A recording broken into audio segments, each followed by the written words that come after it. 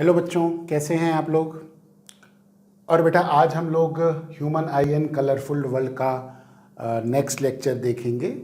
इसमें आज हम लोग बेटा मेनली स्कैटरिंग ऑफ लाइट से रिलेटेड जो फिनोमेनाज ऑब्जर्व होते हैं उनके बारे में बात करेंगे, है ना। तो मैंने जब एनटीएससी के बेटा स्टेज 1 की प्रॉब्लम्स वगैरह देखी तो उसमें हमने पाया कि बहुत सारी ऐसे क्वेश्चंस हैं जो कि स्कैटरिंग ऑफ लाइट से रिलेटेड है। तो हम वो सारे फिनोमेनाज डिस्कस करेंगे बेटा जो आपके लिए इम्पॉर्टेंट हैं। चलिए सबसे पहले एक ब्रीफ समझ लेते हैं स्कैटरिंग ऑफ लाइट किसे कहते हैं, है ना। ये आप लोगों को कई बार चीज़ें परेशान करती होगी कि ये होता क्या है। तो बेटा स्कैटरिंग का जो पर्पस है वो बेसिकली कारण होता है, वो बेसिकली रिफ्लेक्शन का कारण होता है ना। होता क्या है, हम पहले इसको लिख लेते हैं फिर उसके बाद हम आपको समझाने की कोशिश करते हैं। तो when light falls on tiny particle, बेटा देखो हमेशा जब हम स्कैटरिंग की बात करते हैं तो हम छोटे पार्टिकल्स की टाइनी पार्टिकल्स अब आप कहेंगे सर टाइनी क्या होता है। बेटा टाइनी पार्टिकल्स उनको कहेंगे जिनका साइज लाइट की वेवलेंथ के ऑर्डर का हो। ऑर्डर समझते हैं कि मतलब उसकी रेंज में हो, उसके आसपास की रेंज में हो, है ना। ऐसा नहीं है कि आप जो हम देखेंगे कि साहब टेबल से लाइट स्कैटर हो रही है, नहीं, वो वाली चीज़ नहीं होगी। पार्टिकल एक ऐसा पार्टिकल हो गया जिसका साइज जो है वो बहुत ही छोटा हो और जो लाइट की वेवलेंथ के ऑर्डर का हो, उसमें ये फिनोमेना देखने को मिलता है। तो when light falls on tiny particles then diffused reflection मतलब पार्शियल एक तरह से रिफ्लेक्शन कह सकते हैं, टेक्स प्लेस एंड लाइट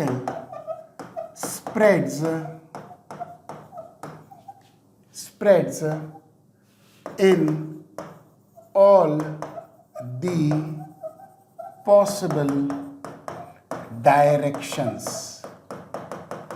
हर एक पॉसिबल डायरेक्शन में लाइट की स्प्रेडिंग होती है, किसी भी डायरेक्शन में स्प्रेड करते हैं, जो भी पॉसिबल डायरेक्शन है, कहने का मतलब ये है। ठीक, तो उस फिनोमेना को हम कहते हैं बेटा स्कैटरिंग। तो हमारी आंख पे जब वो पड़ती है तो हम कहते हैं कि लाइट जो है वो उन छोटे छोटे पार्टिकल से स्कैटर होके आई है। ठीक है, तो when light falls on a tiny particles then diffuse reflection takes place and light spreads in all possible direction। This phenomena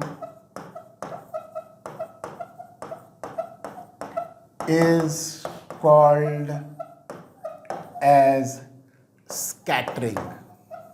इसी फिनोमेना को हम स्कैटरिंग ऑफ लाइट कहते हैं। अब देखो बेटा होता क्या है कि ये तो बेसिकली टाइनी पार्टिकल के रिफ्लेक्शन की वजह से होता है, लेकिन अब होना क्या चाहिए कि जो पार्टिकल है उसका साइज लाइट की वेवलेंथ का ऑर्डर हो। तो पहली चीज तो ये जान लीजिए कि स्कैटरिंग का फिनोमेना, चाहे कोई भी फिनोमेना हो, ये तभी ऑब्जर्व होगा जब आपकी जो पार्टिकल है उसका साइज लाइट की वेवलेंथ का ऑर्डर का हो। तो हम कह सकते हैं, है ना, दिस फिनोमेना, या हम कह सकते हैं हद यही कह सकते हैं, ठीक है, कोई दिक्कत नहीं, इधर तो लिखने भी नहीं पाएंगे। दिस फिनोमेना इज मेनली, अधिकतर ऑब्जर्व्ड, है ना, when size of particle is of the order of wavelength of light। ठीक, लाइट की वेवलेंथ के ऑर्डर का हो, ठीक है, तभी ये फिनोमेना मेनली ऑब्जर्व होगा। एक श्रीमान जी थे, एक बड़े फेमस साइंटिस्ट थे जिनका नाम था रेले। ठीक है, RELIEGH, रेले। रेले, ए स्पेलिंग गड़बड़ हो गई, RA है, RA। ए भैया लो जी, दोबारा लिख देते हैं, RALEIGH, हाँ, रेले। ये हुई ना बात, मज़ा आ गया। रेले साहब ने बड़ी अच्छी अच्छी बात बताई। क्या बताई ये जानेंगे। तो रेले, अकॉर्डिंग टू रेले, तो रेले यहाँ पे लिख भी देते हैं, according to Rayleigh.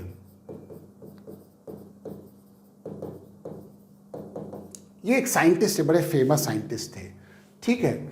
Intensity of scattered light is inversely proportional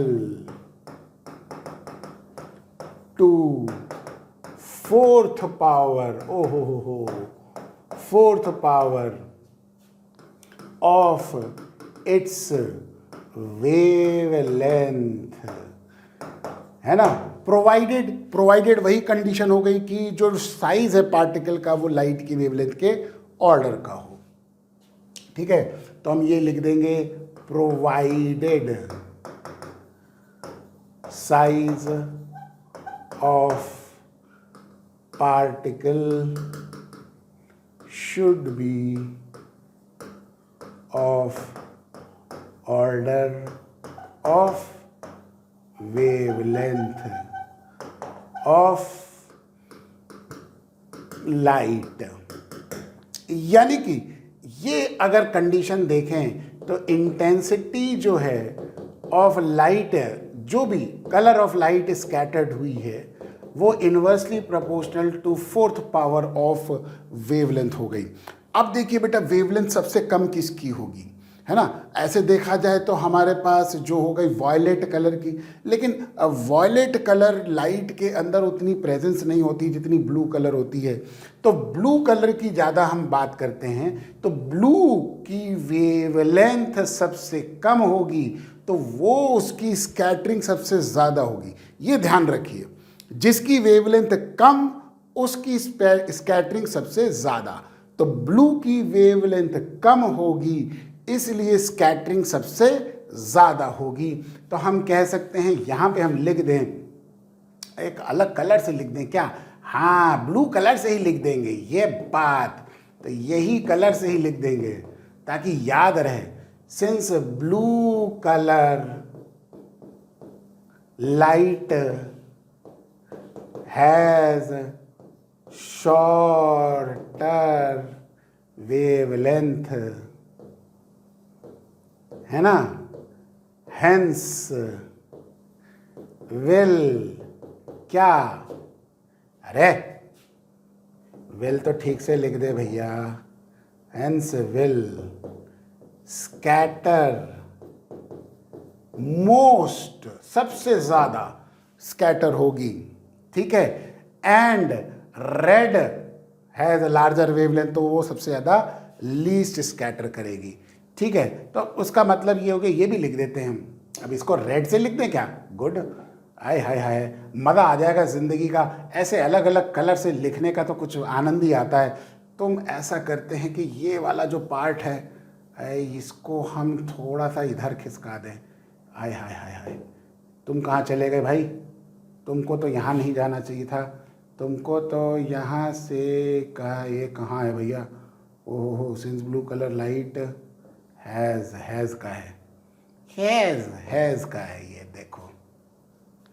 चलो तुमको भी थोड़ा सा ऊपर खिसका दे ताकि जगह बन जाए, और कुछ नहीं है, हम भी मज़े लेते रहते हैं कई बार। लो जी, जगह बना ली। अब हम रेड कलर से लिखेंगे, है ना। तो ब्लू कलर है, light has shorter wavelength and will scatter most while, अब हम लाल से लिख रहे हैं, while red colour light has longer wavelength, है ना, हेंस विल स्कैटर लीस्ट, ठीक है, सबसे कम स्कैटर करेगी। इसको सफ़ेद डब्बे में डाल देंगे, मोस्ट वाला और ये लीस्ट वाला, ठीक है, ब्लू वाला और ये रेड वाला। क्लियर हो गया, है ना। आप भी कहेंगे सर क्या क्रिएटिविटी दिखाई आपने, मज़ा आ गया ज़िंदगी का, अलग अलग कलर से लिख दिया। स्मार्ट बोर्ड की तो यही खासियत है, मज़ा आता है ज़िंदगी में। चलिए, ये बात तो समझ में आ गई। तो ब्लू कलर की वेवलेंथ सबसे कम होती है, शॉर्टेस्ट होती है, तो सबसे ज़्यादा वो स्कैटर होगी। और रेड कलर की लॉन्गेस्ट वेवलेंथ होती है, तो सबसे कम वो स्कैटर करेगा। अब ये तो बातें हो गई स्कैटरिंग से रिलेटेड। अब हम बात करेंगे वो फिनोमेना जो स्कैटरिंग से रिलेटेड होते हैं, है ना। और इस फिनोमेना में सबसे पहली चीज़ देखेंगे कौन सा, जिसको हम कहते हैं टिंडाल इफेक्ट। चलिए समझते हैं।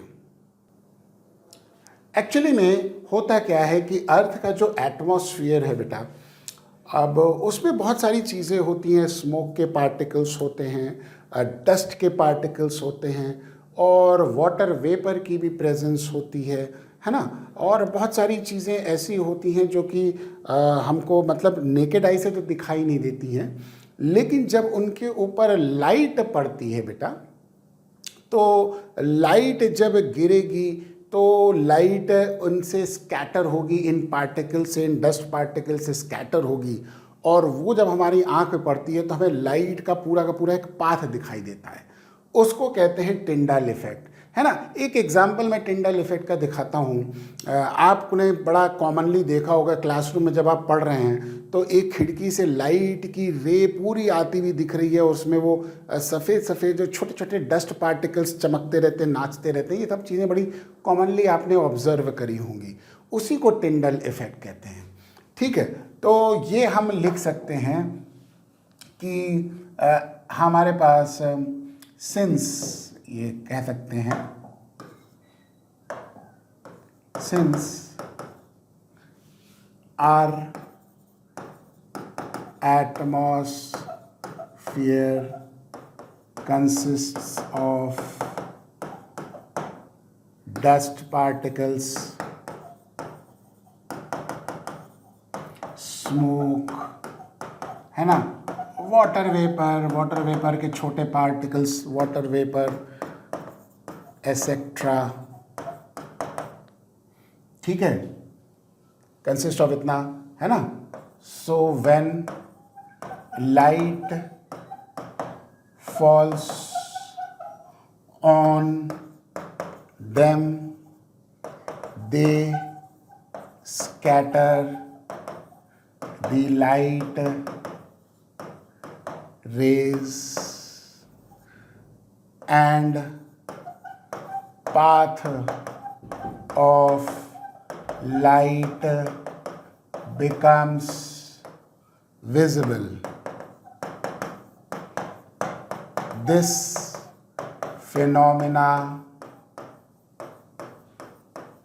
is called as Tyndall effect. ओहो, ये हो गई लाल डब्बे में डालने की बारी आ गई, मज़ा आ गया। आय हाय हाय हाय हाय, ये होता है टिंडाल इफेक्ट, बहुत कॉमनली देखा है आपने, ठीक है। तो ये तो टिंडाल इफेक्ट हो गया। अब अगला जो फिनोमेना है उसको कहते हैं colour of sky is blue. Why the colour of sky is blue, आसमान का रंग नीला क्यों है। अरे गाने भी बने हैं, नीले नीले अंबर पर चांद जब आए, आपने गाना सुना तो होगा ये वाला। चलिए, कलर ऑफ स्काई ब्लू क्यों होता है बेटा, वही बात हो गई, क्योंकि ब्लू लाइट सबसे ज़्यादा स्कैटर करती है। जैसा कि अभी हमने पीछे दिखाया भी था आपको, तो सबसे ज़्यादा स्कैटर करेगी, जो सबसे ज़्यादा स्कैटर कर रही है, इसीलिए पूरे आसमान का रंग हमको नीला नज़र आता है। तो यही रीज़न अब हम यहाँ लिख देंगे। ठीक है, तो since blue light is scattered mostly by क्या?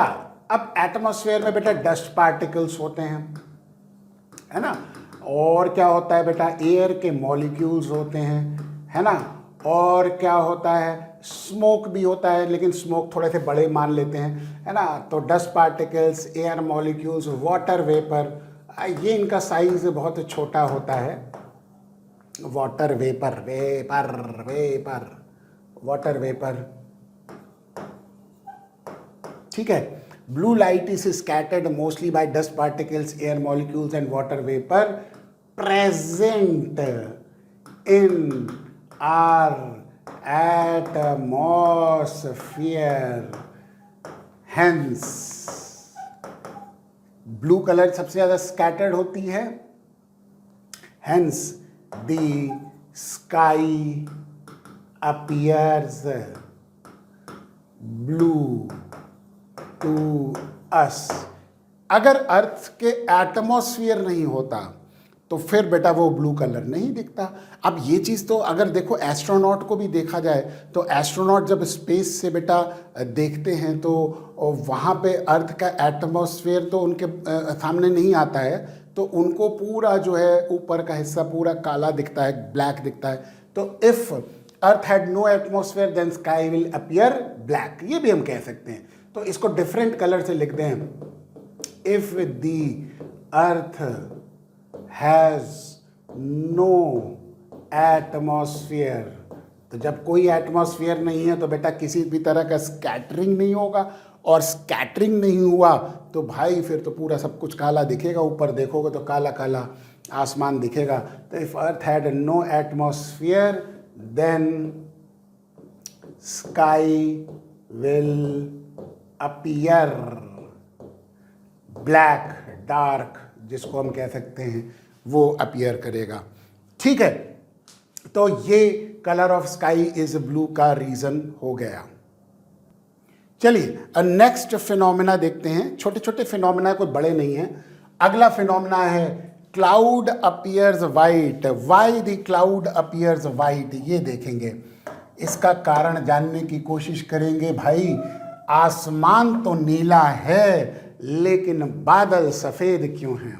देखो बेटा होता क्या है, क्लाउड में एक्चुअल में जो होता है वो बेसिकली आइस के छोटे छोटे क्रिस्टल्स होते हैं, बहुत छोटे छोटे टाइनी क्रिस्टल्स होते हैं, और वाटर की ड्रॉपलेट्स होती है ना बेटा, तो जिनका साइज लाइट की वेवलेंथ से बड़ा होता है, तो इसलिए वो इन्वर्सली रिलेटेड टू वेवलेंथ की पावर 4 वाला कंडीशन तो लगेगी नहीं, क्योंकि वहाँ पे देखिए मैंने कंडीशन क्या बताई थी कि ये चीज़ें तब लगेंगी जब वेवलेंथ की 4th पावर का तब लगेगा जब मैंने बताया था ना कि प्रोवाइडेड क्या लिखा है, size of particle is of the order of the wavelength of light.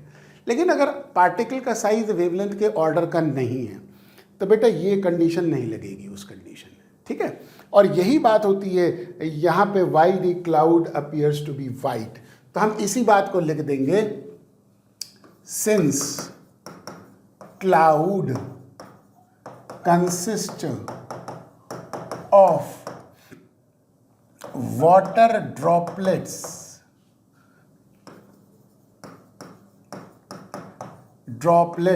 and ice crystal। छोटे छोटे होंगे, ऐसा नहीं कि बहुत बड़े बड़े होते हैं, पत्थर की तरह गिर जाएंगे खोपड़े पे।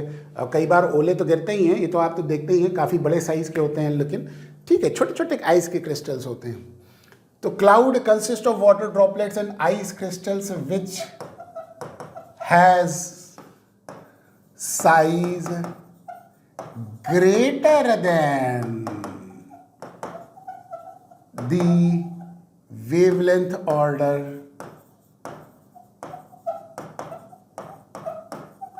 Of light, hence all colors of क्या लाइट इज इक्वली स्कैटर्ड। और जब सारे कलर इक्वल स्कैटरिंग होंगे तो भैया कोई डोमिनेट तो करेगा नहीं, तो फिर सारे कलर का मिक्सचर जैसा कि आप जानते हैं कि वाइट कलर होता है, इसीलिए cloud appears to be white, है ना। तो यही बात मैंने लिखी है, since cloud consist of water droplets and ice crystals which has size greater than the wavelength order of light, hence all colors of light is equally scattered by them, therefore overall effect यानी कि सबकी scattering जब हो रही है तो overall effect क्या होगा, वाइट कलर होगा, इज वाइट कलर, है ना। इसीलिए क्लाउड्स हमको जमीन से किस कलर के दिखाई देते हैं, सफ़ेद कलर के। बड़े अच्छे अच्छे रीजंस हैं। तो बेटा कई बार ऐसे क्वेश्चन पूछ सकता है कि आसमान तो नीला है लेकिन बादल सफ़ेद है, बताइए क्यों। तो ये कारण होता है, ठीक है। नेक्स्ट पॉइंट क्या है हमारे पास, इनफैक्ट लास्ट पॉइंट क्या है जो कि स्कैटरिंग से रिलेटेड है। At sunrise and sunset the sun appears to be reddish. ये बड़ा अच्छा कंडीशन हो गई। देखो बेटा ये तो मैंने आपको बताया था कि सनसेट और सनराइज में जो लाइट रे चलती है वो मैक्सिमम डिस्टेंस से ट्रैवल करती है, और जब मैक्सिमम डिस्टेंस से ट्रैवल करके आएगी तो उसमें बाकी सारी जो वेवलेंथ है वो स्कैटर होती चली जा रही हैं, है ना। जिसमें सबसे ज़्यादा स्कैटर कौन सी होगी, ब्लू। उसके बाद ब्लू के जो करीब वाले हैं वो सारे स्कैटर हो गए, है ना, ग्रीन येलो सब स्कैटर हो गए, और लास्ट में बच क्या रहा है, रेड और ऑरेंज जो बच रहा है, जिसकी स्कैटरिंग लीस्ट होती है। तो जब हमारी आंख पे वो पड़ती है, जिसकी स्कैटरिंग लीस्ट हुई वो हमारी आंख पे पड़ती है, इसीलिए हमको सन किस कलर का दिखाई देता है, रेड कलर का दिखाई देता है। तो यही हम इसको यहाँ पे लिख देंगे, क्या लिखेंगे, सिंस ड्यूरिंग सनराइज हो या, अरे ऑब्लिक कर दो, सनराइज या sunset, light travels maximum distance in our atmosphere. बेटा ये तो मैंने बता ही दिया था ना, जब हमने डिलेड सनसेट और सनराइज की बात करी थी तब हमने यही डिस्कस किया था कि सनलाइट ज़्यादा डिस्टेंस से ट्रैवल करती है, maximum distance in our atmosphere, hence most of the colour of light is scattered and larger wavelength किसकी, लार्जर वेवलेंथ किसकी होगी बेटा, ऑरेंज की होगी, है ना, रेड की होगी, ठीक है। तो light, since during sunrise sunset light travels maximum distance in our atmosphere, hence most of the color of light is scattered and a larger wavelength, that is orange or red, reaches our eye due to less scattering, है ना। इनकी scattering कम हुई तो ये हमारी आंख पे पहुंच गई, ठीक है। Hence, sun appears to be reddish. Reddish का मतलब रेड और उसी के आसपास की जो ऑरेंज वाली जो कलर है उसको बात करते हैं, है ना। Sun appears to be reddish during क्या, sunrise एंड सनसेट। अरे क्या लिखते हो भैया, सनराइज एंड सनसेट, ये हो गया, ठीक है, एक और चीज़ है बेटा, क्वेश्चन कई बार ऐसा भी पूछा जाता है, why danger signals are made up of red, है ना, खतरे का निशान लाल कलर से क्यों होता है, खतरे की लाइट लाल कलर से क्यों होती है, क्योंकि यही कारण है, क्योंकि लाल कलर की स्कैटरिंग सबसे कम होगी तो दूर से दिख जाएगा हमको, जिसकी स्कैटरिंग कम होगी तो वो सबसे दूर से दिखेगा ना। तो अगर दूर भी कोई खतरे की अगर हमारे पास लाइट है, इसीलिए देखिए आप ट्रेन जब चलती है तो ट्रेन का रेड सिग्नल होता है ना, रेड सिग्नल दूर से दिख जाएगा तो ट्रेन अपने आप रुक जाएगी, भाई दूर से दिख गया है चलो अब हम रोक सकते हैं, तो अपना ट्रेन को रुकने में टाइम लगता है ना, तो ट्रेन दूर से सिग्नल देख के रोक सकते हैं। इसीलिए danger signals are made up of red, क्योंकि उनकी स्कैटरिंग सबसे कम होती है तो दूर से वो दिखाई देते हैं। ठीक है, ये तो वो फिनोमेना हो गए जो स्कैटरिंग से रिलेटेड हो गए। ठीक है, चलिए इसके साथ ही बेटा थ्योरेटिकल एस्पेक्ट मैंने इस चैप्टर का कंप्लीट कर दिया है, और बेटा नेक्स्ट क्लास में हम लोग डिस्कस करेंगे NTSC के प्रीवियस ईयर्स के क्वेश्चंस जो आए हुए हैं उनकी प्रैक्टिस करेंगे। ठीक है, चलिए तब तक मिलते हैं नेक्स्ट क्लास में। Thank you so much, have a nice day.